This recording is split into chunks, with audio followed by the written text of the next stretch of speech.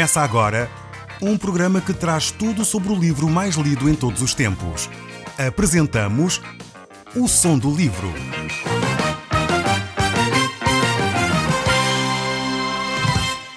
Seja muito bem-vindo. Neste podcast vai encontrar o livro mais conhecido e lido em todo o mundo.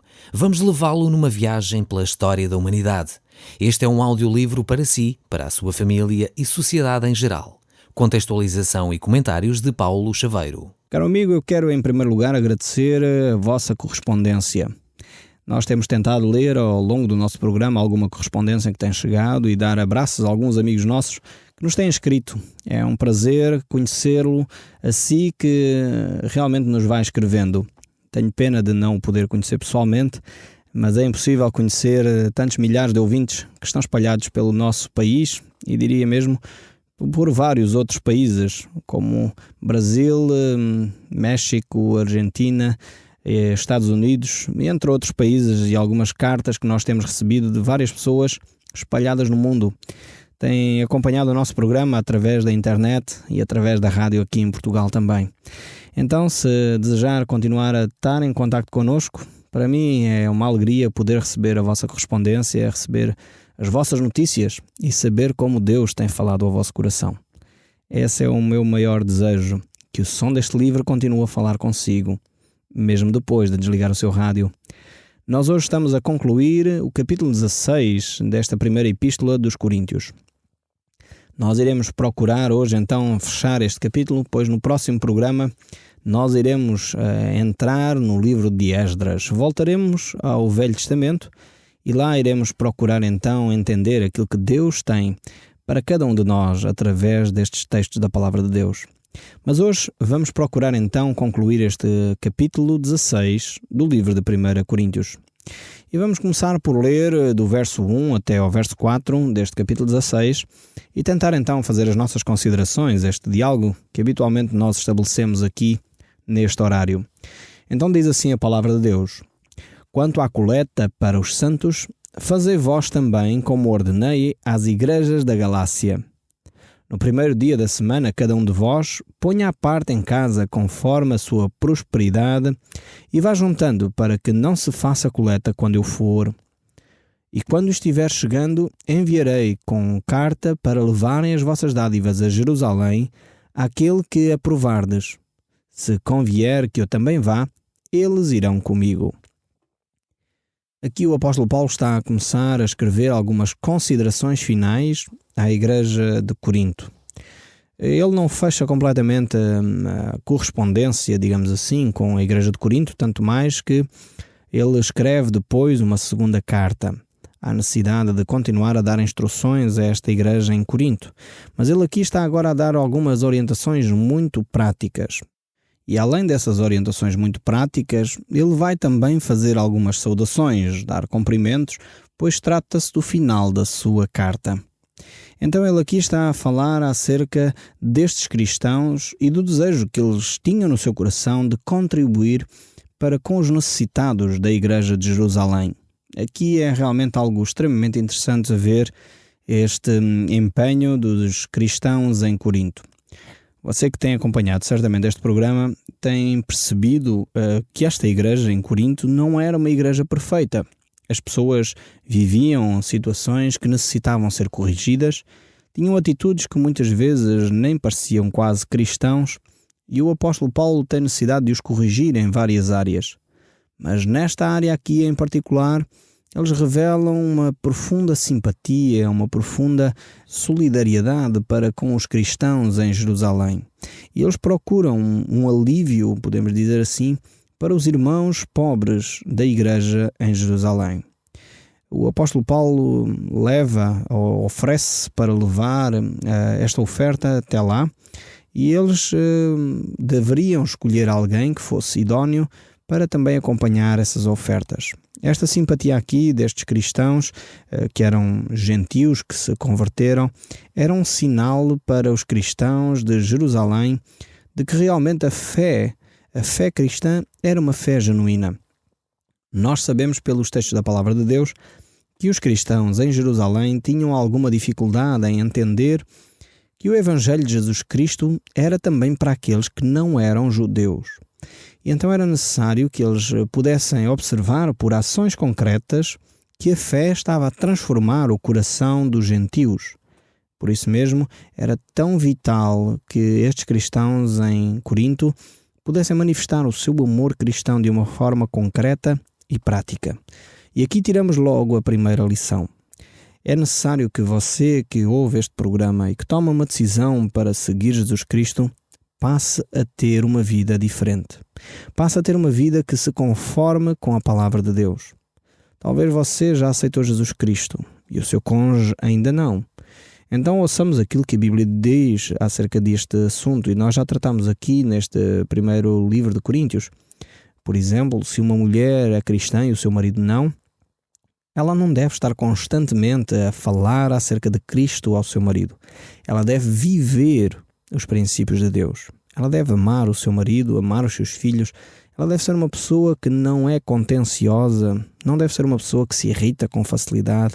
Ela deve deixar o fruto do Espírito agir no seu coração.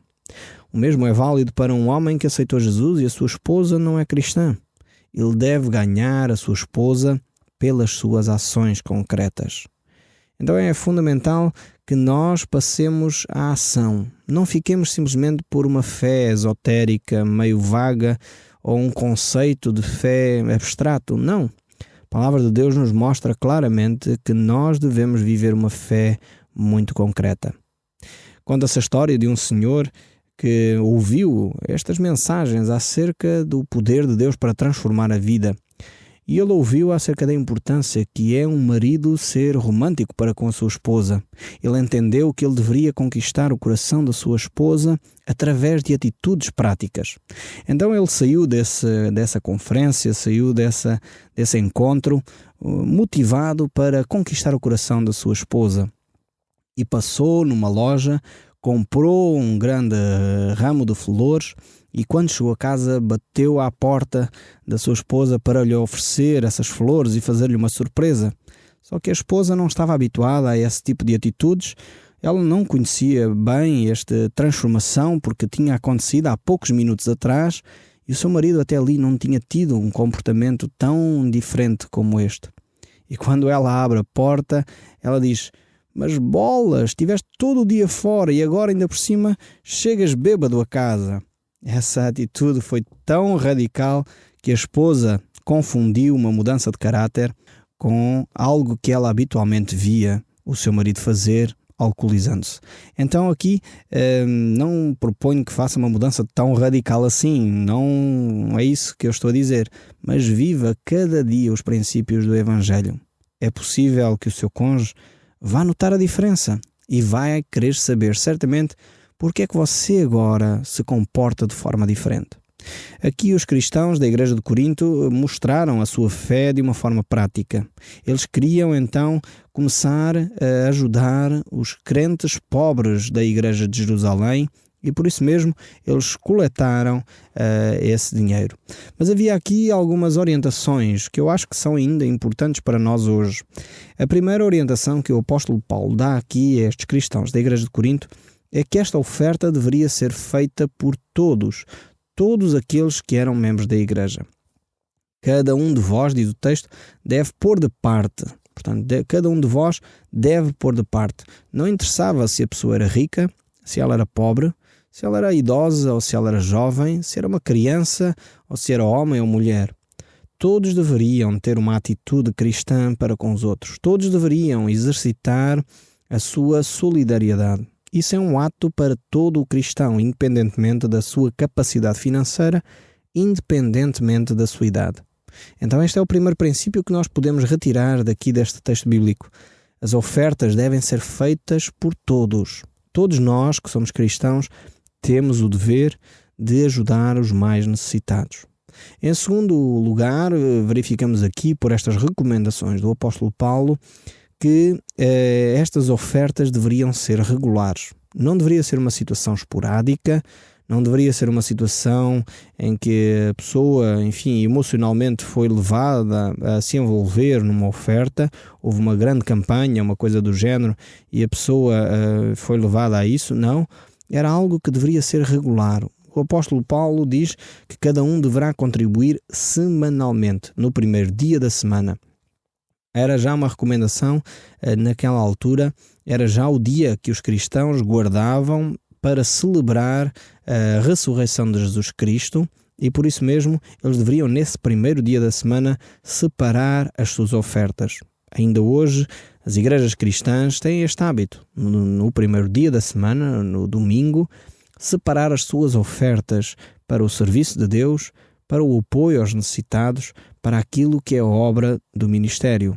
Este hábito deve-se manter e cada cristão deve colocar então no seu coração aquilo que deve contribuir. Então temos um primeiro objetivo, um primeiro propósito, um primeiro princípio, que é as ofertas devem ser feitas por todos. Temos um segundo princípio, que é as ofertas devem ser regulares.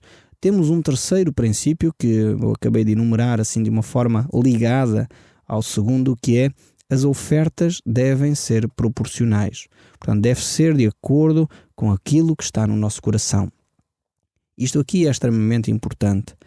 Nós vemos que aqui os cristãos são desafiados a oferecer ao Senhor, portanto, porque eles estavam realmente a oferecer ao Senhor, e o objetivo era ajudar os cristãos pobres de Jerusalém, mas a sua dádiva deveria ser para Deus. Eles deveriam fazê-lo de uma forma proporcional.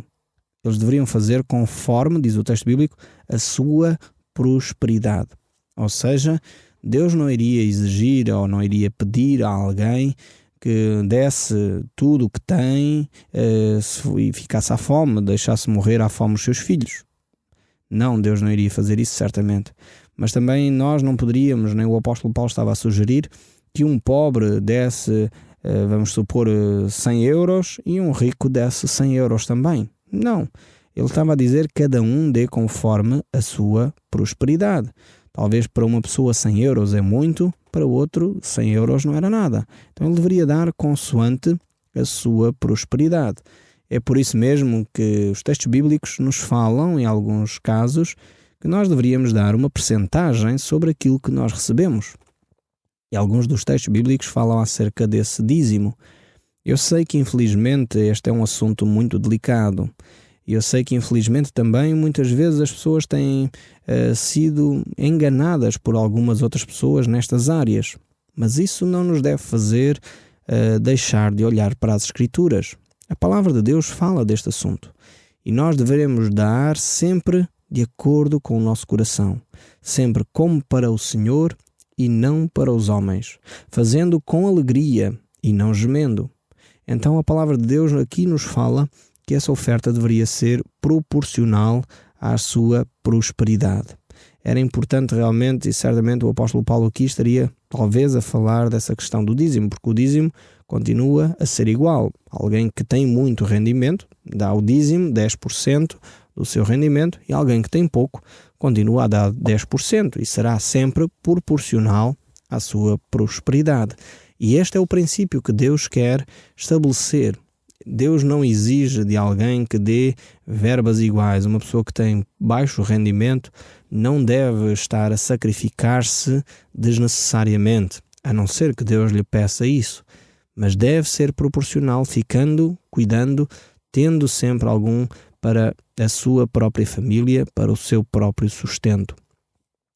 Um outro aspecto que nós encontramos aqui ainda nesta referência que o apóstolo Paulo faz é que os fundos devem ser administrados cuidadosamente. Então, temos 4 aspectos já retirados destes primeiros textos que nós acabamos de ler. O primeiro aspecto é que as ofertas deverão ser feitas por todos. Não há isenção para ninguém que é cristão, devemos contribuir para os mais necessitados. O segundo aspecto é que todos nós devemos fazê-lo de uma forma regular, deve ser uma atitude regular, não é uma situação esporádica, mas uma atitude regular. Deve ser também proporcional, portanto, Deus não exige que todos demos de igual forma, nem devemos utilizar essa situação para nos comparar, eu dou mais, tu dás menos. Não devemos cair nesse erro de nos compararmos, cada um dá segundo aquilo que Deus colocou no seu coração. E um quarto aspecto deve ser também que os fundos devem ser administrados cuidadosamente. Então, como é que nós chegamos a isto? palavra de Deus nos mostra aqui que deveria ser nomeado pela igreja um grupo de confiança, algumas pessoas que deveriam tratar das finanças, deveriam fazer chegar de uma forma adequada esse dinheiro à igreja em Jerusalém. E por isso mesmo eles deveriam ser pessoas de confiança, pessoas que saberiam exatamente coletar aquelas reservas, aquele dinheiro, e também ao mesmo tempo fazê-lo chegar de uma forma adequada às pessoas certas. Então, estas ofertas aqui dos crentes devem corresponder também ao seu desempenho, devem corresponder àquilo que realmente eles receberam, mas as pessoas que os administram devem administrar com muita cautela. E sabemos que este é um princípio fundamental para qualquer comunidade.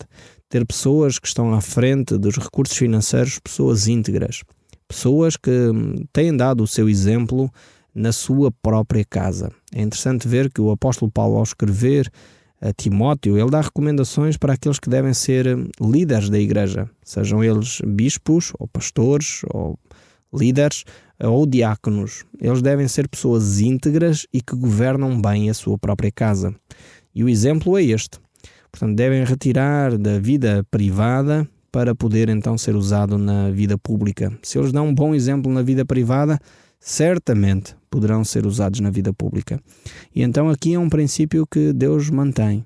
As pessoas escolhidas para cuidar dos fundos desta igreja deveriam ser pessoas de confiança, pessoas leais, pessoas que realmente poderiam ser utilizadas e que não iriam desviar aqueles fundos ou aplicá-los naquilo que os crentes não pretendiam. Estes fundos eram daquela comunidade e competia à comunidade definir aonde eles deveriam ser aplicados. E por essa mesma razão, as pessoas que estavam à frente da gestão desses fundos deveriam ser pessoas de confiança. Isto ainda se aplica nos nossos dias. Devemos manter pessoas de confiança à frente da administração das congregações, dos recursos financeiros, dos projetos missionários, para que realmente esses dinheiros que muitas pessoas dão de uma forma sacrificial, dando-os para o Senhor em primeiro lugar, mas o dão de uma forma sacrificial, elas possam saber que esses recursos estão a ser aplicados de uma forma adequada, de uma forma fiel, sabendo realmente que as pessoas que estão à frente são pessoas fiéis e pessoas de confiança, que utilizam esses recursos de acordo com o desejo daqueles que contribuíram. Então temos realmente que continuar a aplicar estes princípios da Palavra de Deus à nossa vida, às nossas comunidades, para não corrermos o risco de realmente haver situações como aquelas que Judas viveu com Jesus Cristo. Nós sabemos que hoje em dia, por vezes, há pessoas que têm quase uma atitude como de Judas, quando se ouve falar de questões financeiras num programa sobre a Palavra de Deus ou numa igreja, ou as pessoas ficam logo quase com uma atitude, mas isso não deveria ser assim, não deveríamos falar desse assunto. E isso faz-me lembrar aquele texto de Judas, quando ele criticou Maria, irmã de Lázaro, porque ela comprou um perfume caríssimo para ungir Jesus. E Judas parecia ali uma pessoa extremamente piedosa. Judas ali revestiu-se de uma atitude de solidariedade tal que ele disse que aquele dinheiro poderia ser, ou aquele perfume poderia ser vendido por muito dinheiro e dar esse dinheiro aos pobres. Poderia ser vendido por 300 denários e dá-lo aos pobres. Quem ouvia Judas ficaria certamente envergonhado e pensava, realmente Maria poderia, em vez de ter gasto este dinheiro todo com Jesus, poderia ter realmente comprado um perfume mais barato e utilizar esse dinheiro para dar aos pobres. Mas Jesus conhecia o coração de Judas e sabia que aquela atitude piedosa não passava de fachada, que ele era um ladrão, que ele procurava e retirava o dinheiro que deveria ser para os pobres para seu próprio benefício. Infelizmente, nós sabemos o final da história de Judas e nós sabemos que ele chegou ao ponto de, tão ganancioso que ele era, de ter vendido o mestre por 30 moedas de prata. Então, tínhamos cuidado, nós próprios, de vigiar a nossa vida para não sermos gananciosos, mas ao mesmo tempo tínhamos cuidado para não criticarmos desnecessariamente os investimentos que muitas vezes se fazem na vida de outras pessoas ou mesmo ao serviço de Cristo. Investimentos para a adoração, Talvez dinheiro que a comunidade onde você está investiu para se poder ter um culto de adoração mais agradável a Deus. Talvez ter um som mais interessante no sítio onde você está. E talvez alguns crentes ficam a criticar. Mas não deveríamos fazer assim, deveríamos gastar aqui ou ali. Não é essa a atitude que Deus deseja no coração dos cristãos. Devemos perceber que o importante realmente é que esses recursos sejam utilizados para que a palavra de Deus seja anunciada ainda mais longe, para que a palavra de Deus seja anunciada àqueles que a não conhecem, para que eles possam ter um contacto com Deus e reconhecer o seu pecado e se voltarem para Ele. Então, se os recursos financeiros estão a ser aplicados nisso, certamente estão a ser bem aplicados. Mas o texto bíblico prossegue e diz: irei ter convosco por ocasião da minha passagem pela Macedónia, porque devo percorrer a Macedónia. E bem pode ser que convosco me demore ou mesmo passe o inverno, para que me encaminhe nas viagens que eu tenho de fazer. Porque não quero agora ver-vos apenas de passagem, pois espero permanecer convosco algum tempo, se o Senhor o permitir. Ficarei também em Éfeso até ao Pentecostes, porque uma porta grande e oportuna para o trabalho se me abriu e há muitos adversários. E se Timóteo for, vede que esteja sem receio entre vós, porque trabalha na obra do Senhor como também eu. Ninguém, pois, o despreze, mas encaminhai-o em paz para que venha ter comigo, visto que o espero com os irmãos. Acerca do irmão Apolo, muito lhe tenho recomendado que fosse ter convosco em companhia dos irmãos, mas de modo algum era a vontade dele ir agora. Irá, porém, quando se lhe deparar boa oportunidade. Vemos que o apóstolo Paulo continua a fazer algumas recomendações à igreja, nomeadamente quanto a Timóteo, a Apolo, e prossegue dizendo: sede vigilantes, permaneceis firmes na fé, portai-vos varonilmente, fortalecei-vos, todos os vossos atos sejam feitos com amor. E agora, irmãos, eu vos peço o seguinte: sabeis que a casa de Estéfanes são as primícias da Acaia e que se consagram ao serviço dos santos, que também vos sujeitais a esses tais, como também a todo aquele que é cooperador e obreiro. Alegro-me com a vida de Estéfanes e de Fortunato e de Acaio, porque estes supriram o que da vossa parte faltava, porque trouxeram refrigério ao meu espírito e ao vosso. Reconhecei-o, pois, a homens como estes. A igreja da Ásia vos saúda, o Senhor muito vos saúda, Áquila e Priscila, e bem assim como a igreja que está em casa deles. Todos os irmãos vos saúdam. Saudai-vos uns aos outros com ósculo santo. A saudação escrevo eu, Paulo, do meu próprio punho. Se alguém não ama o Senhor, seja anátema. Maranata. A graça do Senhor Jesus Cristo seja convosco, e o meu amor seja com todos vós em Cristo Jesus. O Som do Livro, uma produção da Rádio Transmundial de Portugal.